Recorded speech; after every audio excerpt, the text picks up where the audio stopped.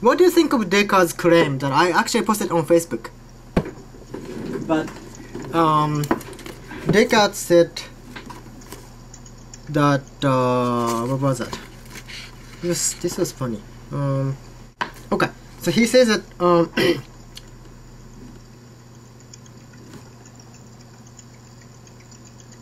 well, there isn't an intellectual emotion that is distinct from physical emotion, and so like his division between mind and body. Each of them, mind and body, both has its own pleasure or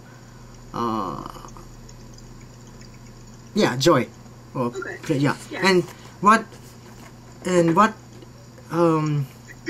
pleasures body is the appetite or sensations and all these things, whereas what pleasures the mind is the whiskey. No, not whiskey. No, I'm sorry, it's just no, it's wine. So yeah, what pleasures the mind is its own conception, its own awareness that it is thinking. Okay. Yeah, and he calls it intellectual emotions or inner emotions, and he says that there is because see, like the thing is pineal gland, like body and mind are not connected. How do they interact? And say if you feel intellectual emotion and you feel pleasant or you feel, but how do you distinguish it? How do you know that what you're feeling now is like the biggest question you could ask about this. Yeah, and he actually has these two examples how to determine what is intellectual and what is not. First example, he says reading a story or going to the theater often by means of reading a story or going to the theater often arouses passions in us, but our very awareness of them causes an internal joy. So not that it doesn't have to matter that I'm enjoying the theater, but even if I'm not enjoying it, I'm displeased and I really hate the play. I take joy in being aware that I have taken time and effort to come to the theater and try to enjoy. I wanted, my mind activity was to enjoy the theater. To go to the theater is one of the pleasures that the mind has. And by going there and by being aware that I am watching a theater, I'm seeing a theater, the mind takes pleasure, whereas my body is kind of, So it's sort of like, even though I hate the theater, I like to hate it. Yeah. I mean, here's the thing though, right? Because where's the distinction? Oh yes, okay. First, you receive external influences, sensations, or something that you don't like, something that, and then you receive with the stimuli, and then that stimuli goes up to the pineal gland, and then they translate it into the mind language. So technically, judgment is... But it's through contemplation. Yeah. Well, no, it's not really, because the sensation says bad. This is bad. And then pineal gland receives it. It's bad. And then translates into judgment that says bad.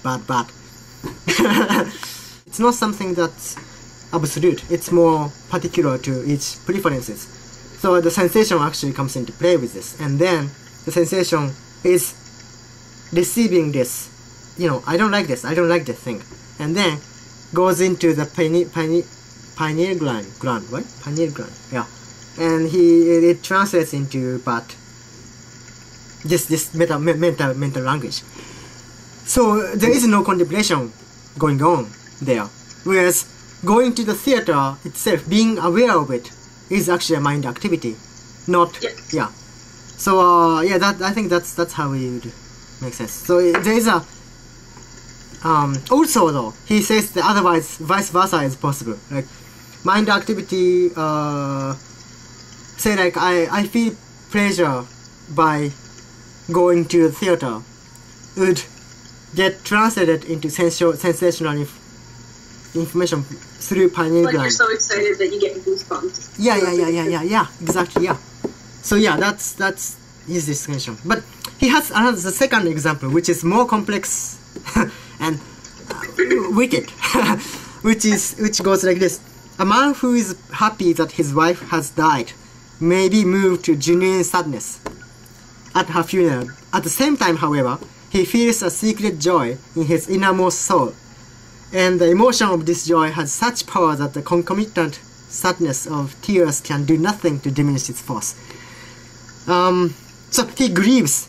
Again, this is quoting from the book by Susan James. If the widower's joy accompanies an involuntary memory of his wife's complaining, together with his realization that he will never have to humor her again, it may be classifiable as a passion caused by the motions of his pineal gland.